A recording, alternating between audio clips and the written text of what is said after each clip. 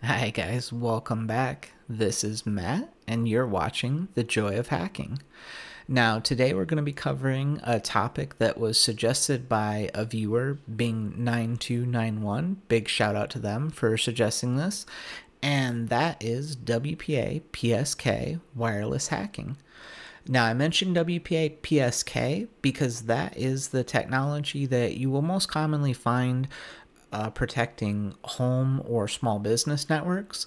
It differentiates itself from WPA Enterprise, which is what you're more commonly find in something like a large corporate network. Though you could also find PSK in a corporate environment because it could be there as a rogue access point or something that someone set up for testing and maybe even forgot about after they were done and forgot to turn it back off. But I mentioned the difference because PSK and Enterprise can both be attacked, but the attacks on WPA Enterprise look quite a bit different, and we won't be covering any of those here today on this video, though we could in another video. And if you would like to see that, just let me know in the comments below. But for now, we'll move forward with the WPA PSK. Now, another couple things that I wanted to mention before we get going here is that I am going to be conducting these attacks in a real physical space in my environment with real hardware. I will put some links in the description below showing what hardware I'm using and some tips on getting that all set up, because unfortunately I would like to refer you to a virtual environment like Try Hack Me or Hack the Box, where you could more easily practice this stuff. But as try as I might, I was not able to find anything like that. So one last thing that I want to say is that if you are going to follow along in real physical space with these techniques, make sure that you're not using them against any networks that you do not have permission to. So by that I mean, don't use these techniques to attack your neighbor's network or a local network at something like a cafe or something of that nature, because depending on the jurisdiction that you're in, attacking a network, even if you don't mean any harm, you're just doing it for fun or to practice, attacking a network could be considered a criminal act if you don't have permission to test against it. So you don't want to run into any legal problems while you're on your learning journey here, so just make sure that you don't do that. Now, that all being said, the next thing that we're going to do is just go ahead and come right up to the Kali that I have here, and I'll show you what I've already got started, which is basically just these two terminals. Now, this is a little bit different layout than what I've used in past videos, and the reason for that will become apparent a little bit later. You don't have to set your environment up like this with the two different terminal windows, but that's just the easiest way that I've found to do it. And for right now, we're going to ignore this guy down here, and we're just going to come up here and work on this terminal, but this guy will come back into play a little bit later. So to get started, the first thing that we want to do is run a tool called AirmonNG. Now, all of these tools are mostly going to have to be run as root because they are accessing the raw wireless device. So you want to prefix that with sudo unless you are working from a root login. So we'll go ahead and run our AirmonNG, and that is just going to tell us what wireless interfaces we have available on the system. Here, this one is telling me that I just have the one, WLAN 0, but that's perfect because that's what we want to use. And this is just telling us that it's there and it's ready to go. The next thing we'll want to do is run our friend AirmonNG again and run it with the check parameter. Now, what that's going to do is it is going to look on the system and see if there's any processes that could end up causing us problems later on. These are processes that are known to interact with that wireless device potentially, and they might step on the toes of our other tools that we're going to be using. But that's okay because AirmonNG can also get rid of those for us with the command check kill. So we'll run that, and no output is good output in this case. It's indicating that it did take care of that, so it won't be able to interfere with anything that we're going to be doing later here.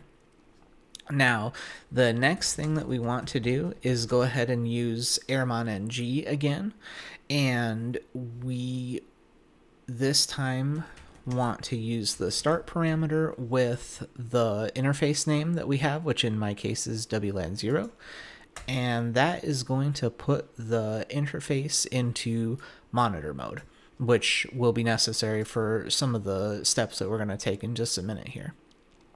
One other thing I wanted to mention before we move on is that airmon-ng can also put the wireless interface into monitor mode locked onto a specific channel. That might be necessary depending on what other tools you're going to use with the interface if those tools can't do their own channel selection. In our case, all the tools that we're going to be using later on here can, so we're fine not locking it to a specific channel, but I just wanted to mention that in case it would give you any problems in your own experimentation. All right, and now the next thing that we want to do is to run a new command called arrow dump ng and specify the wireless interface that we want to run it on. Now, I'm not actually going to run this myself because what it will do is it will just start printing out tons of information about all the wireless networks and devices that it can hear traffic from. And I am in a residential area with a number of other wireless networks, and it wouldn't be anything harmful to those networks to run this, but just out of utmost respect for my neighbor's privacy, I'm gonna go ahead and not put the contents of that output onto the video here. But that's okay, because I will just open up this little notepad that I have right here going on, and this is direct output from that command, but just shortened to only show the network that I own that we're going to be attacking. So now that we have all that information, the next thing we are going to want to do is to start a actual dump with arrow dump ng, and it is going to, in this next step, print out a bunch of information, or will capture a bunch of information, not necessarily print it out, but capture a bunch of information and a bunch of network traffic specifically from the network that we tell it to listen to. So that being the case, we do have to specify that. So the first thing we're going to want to tell it is the channel, which is 10. You can see here that's CH for channel, and then this is all listening on channel 10. Then we are going to give it a file or write prefix, and that is basically just going to be prepended to every file name of the file dump output. There will be a number of files. You'll see that in a minute here. So this could be anything you want, but we'll go ahead and make it TP-Link because that's the device manufacturer of the router that we're going to be attacking. And then next we want the ESS. Make sure that's 2 dashes too, because just 1 dash it won't accept it. So we are going to want the ESS ID of the network, which is basically, the ESS ID is just like the human readable name of the network. So in this case, it's just using what looks to be a default network name for that model of router. So we'll plug that in there. And then we are going to want the BSS ID. And that's basically the MAC address, or the machine readable address of the network. So we will put that up there. And lastly, we plug in the wireless interface name. All right, fire that off. And as you can see here, It is looking for any information about that network that it can see. And of course, it can see the router itself up here. And then there is one station that it's already seen connected. Now, sometimes this could take a few seconds. So if you don't see anything at all, on a real test where it's a black box and you don't know anything about the network, it could be that there's just nothing connected, but more often than that, it's probably just going to be that you can see this is being a little bit slow here. So sometimes it'll take a few seconds before AeroDump can actually see any traffic and then knows to be able to print the information about that particular station. Now, also on a real network, it could be any number of stations connected. Up to a certain amount anyway, before it would clog up the network, but it could support possibly even dozens of stations on the one network. In this case, though, I can tell you that I just have the one device connected. So this is all we're going to end up getting out of this for right now. But it is also going to do something really important for us, which I'll take a moment to talk about, which is that it is also eventually going to capture a WPA handshake within this traffic.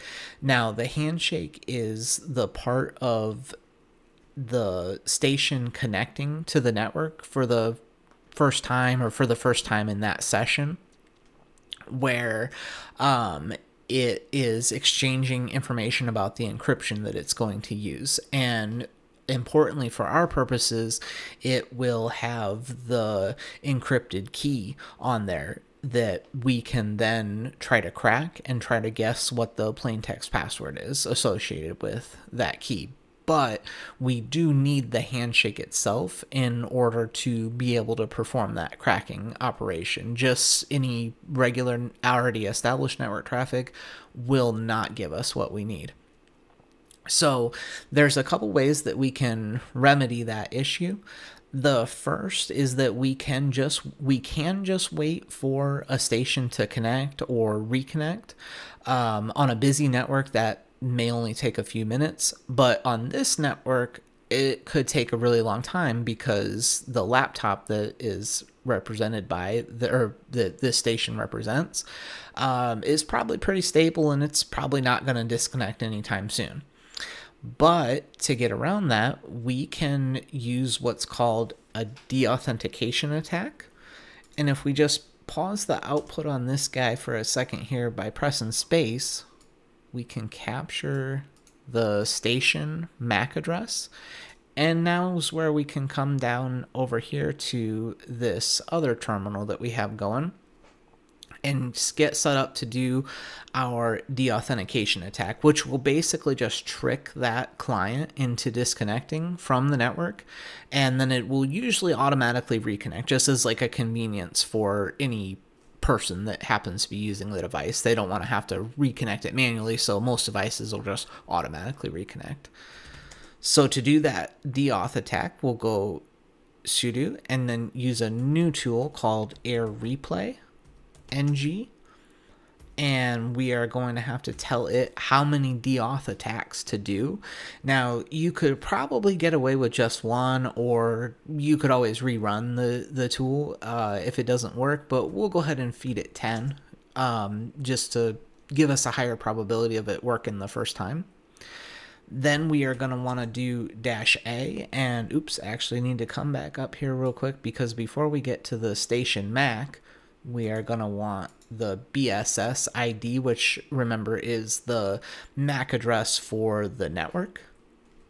So we will paste that in there. Then -C, and now the client or station MAC address. Paste that bad boy in there. And then lastly, do not forget the name of the interface. So air replay ng knows where to send all this out of. And then run it, and 1 second here. Let me get my password put in.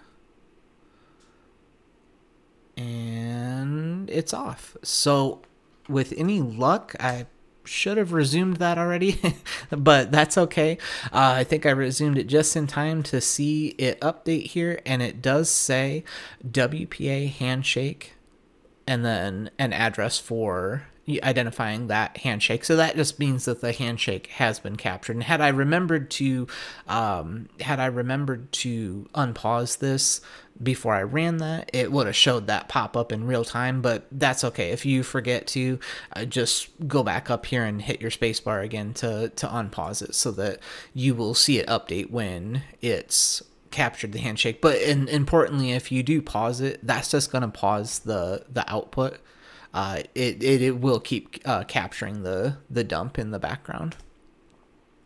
So now that we have the handshake, the only other thing that we might want to do with this dump is let it go for just maybe a few more minutes or so here, depending on the strength of the passphrase that you're going to end up cracking. The more data that you have in the dump, the faster it can potentially be to run the cracking operations against it. But I can tell you that in this case, just the amount that it's dumped here should be completely fine already at this point. So to go ahead and get out of our arrow dump, we can hit Q, and it says, are you sure where you want to quit? Press Q again. So, yep. Too many Qs. Okay. So now that we have gotten the dump, let's check our file listing here, and we will see, here it is. Here is our prefix that we told AeroDump to use. And then this is just the version. So if you run that same dump again, it'll just increment this to 2 and 3 and 4 and so on, so that you can have multiple dumps with the same prefix. And importantly, we see, for our purposes, for the purposes of what we're going to show on this video, we can just ignore these other files.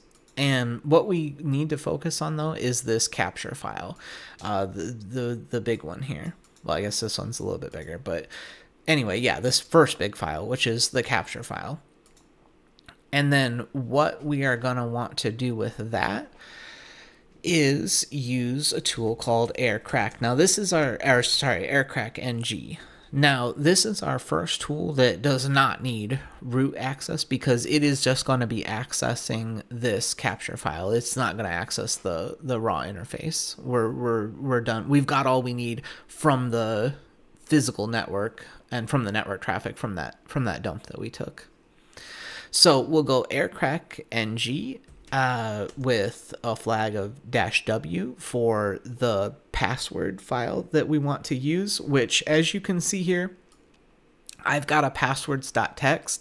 Now, I will just let you know real quick. Actually, we'll come down here and show that password has 10,001 lines in it. So this will give you some idea on, and also it will give you some idea of about how long this will take. And just so that you know, this that I'm running this on is just a commodity gaming laptop, so kind of middle of the line, nothing particularly special. I'm sure you could get this to be a lot faster with specific cracking hardware, but for 10,000 passwords, you'll see it's decently performant.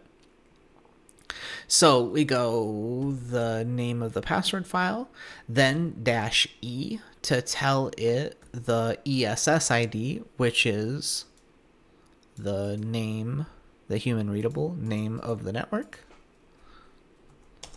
and then -b for the BSS ID, which is right down here again.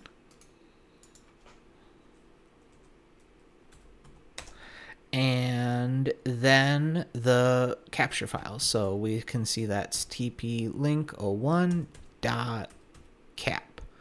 And then we'll run that guy. And it's, as you can see, it was testing all of the passphrases for the keys. And it finally found all the way at the end that the current passphrase is "the joy of hacking." So as you can see, that went pretty fast with just 10,000 keys. So if you had something like 10 million passwords that you were going to try, that would take quite a bit longer. But even something like RockU with as many passwords as that has, with average hardware, you could get by with probably within a couple hours of being able to run through something like that even. And most of the time I would venture to guess that with WPA PSK password, if it is going to be something easily guessable, even something like the 10,000 passwords, top 10,000, passwords, or maybe even 100,000, something like that, would probably get you what you need. All right, and I think that should just about wrap things up for today. So I'm going to go ahead and sign this one off. I will see you in the next time, and happy hacking.